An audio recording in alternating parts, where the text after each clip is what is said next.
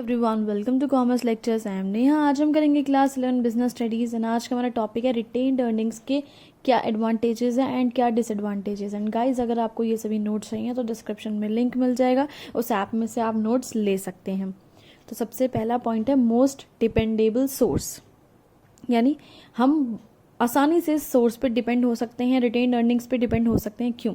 Retained earnings क्या होता है? Internal source. इंटरनल सोर्स यानी कंपनी के खुद का प्रॉफिट होता है रिटेन्ड अर्निंग्स। ठीक है, सो हम इस पे बहुत ज़्यादा आराम से डिपेंड कर सकते हैं, कोई दिक्कत नहीं है, क्योंकि कंपनी के खुद का पैसा है, कंपनी का खुद का प्रॉफिट है। लेकिन एक्सटर्नल सोर्स क्या होता है? कंपनी बाहर से कहीं से लोन वगैरह के थ्रू पैसा उठा रही है। अब आपको पता है उधार उठाने में कितनी सिरदर्दी होती है, और खुद का पैसा है तो तुरंत तो आप इन्वेस्ट कर सकते हो अपने बिजनेस में। और एक और बात है, एक्सटर्नल सोर्स होते हैं यानी बाहर से अगर कहीं से आप पैसा उठा रहे हैं तो आसानी से नहीं मिलता। ठीक है, इन्वेस्टर्स देखना पड़ता है। भाई कोई इन्वेस्टर, कोई ऐसा बंदा है जो हमारे बिजनेस में पैसा लगाएगा या नहीं लगाएगा।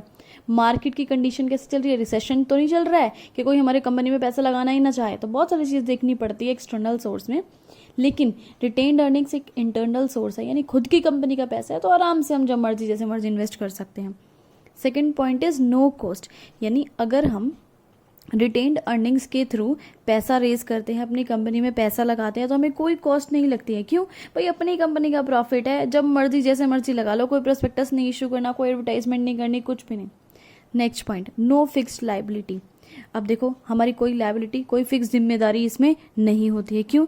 क्योंकि जो रिटेन अर्निंग्स होती है या रिटेन प्रॉफिट होता है वो कंपनी का खुद का पैसा होता है, कंपनी का खुद का कमाया हुआ प्रॉफिट होता है।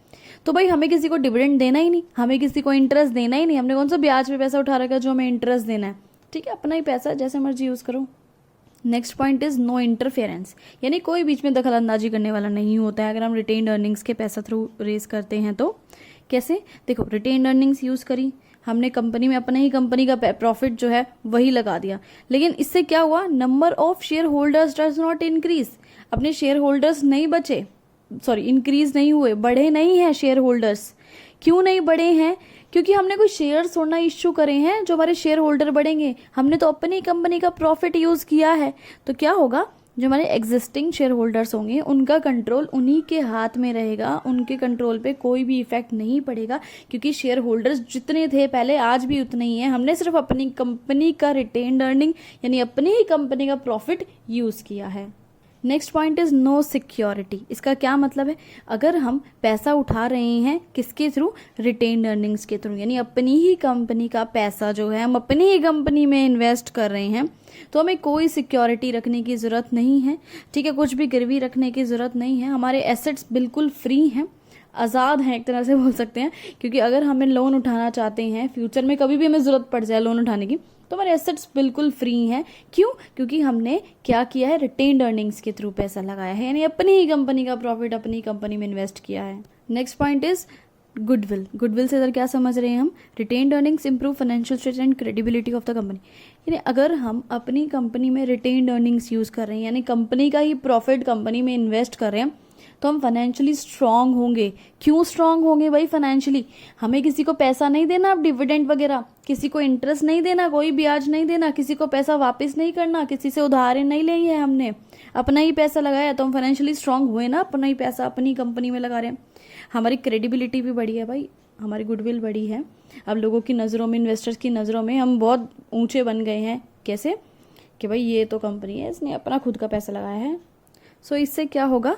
अगर कंपनी के पास रिजर्व है यानी रिटेन्ड अर्निंग्स है, प्रॉफिट पड़ा हुआ है, तो अनएक्सपेक्टेड लॉस आ जाता है, कोई एकदम से दिक्कत आ जाए, हमारे पे कोई खर्चा आ जाए, नुकसान हो जाए, हम तुरंत उसको झेल जाएंगे। क्यों? अपने पास तो रिजर्व पड़े हैं, कंपनी का प्रॉफिट बचा पड़ा, रिटेन्ड अर्निंग्स पड़ी हुई है।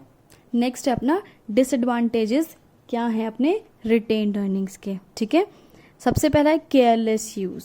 देखो, अगर हम रिटेन्ड अर्निंग्स यूज़ कर रहे हैं यानी अपनी खुद की कंपनी का पैसा, अपना ही प्रॉफिट यूज़ कर रहे हैं, तो हमें आसानी से अवेलेबल हो जाता है, हमें किसी के आगे मांगने तो जाना नहीं है।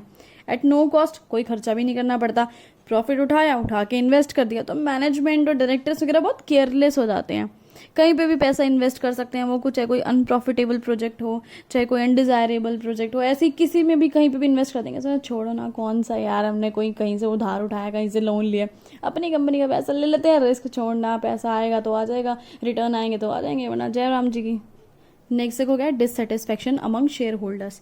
अगर हम रिटेन्ड अर्निंग्स यूज़ करते हैं तो हमारे शेयर होल्डर्स बहुत ज़्यादा डिससेटिस्फाइड हो जाते हैं, गुस्साखी हो जाते हैं भाई। ये भी देख लेते हैं।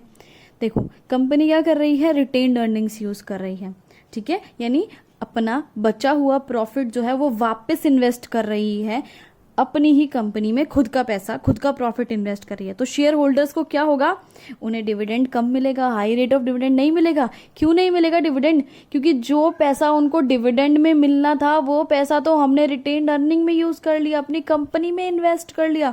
तो शेयर होल्डर्स तो डिससेटिस्फाइड होंगे ना भाई, उनको तो गुस्सा आएगा कि भाई हमारी पॉकेट में आना था और वापस कंपनी के पास चला गया पैसा। आगे बढ़ते हैं। Next is overcapitalisation. कभी ओवर का मतलब होता है किसी चीज का ज्यादा हो जाना, कैपिटल यानी पैसे का ज्यादा हो जाना।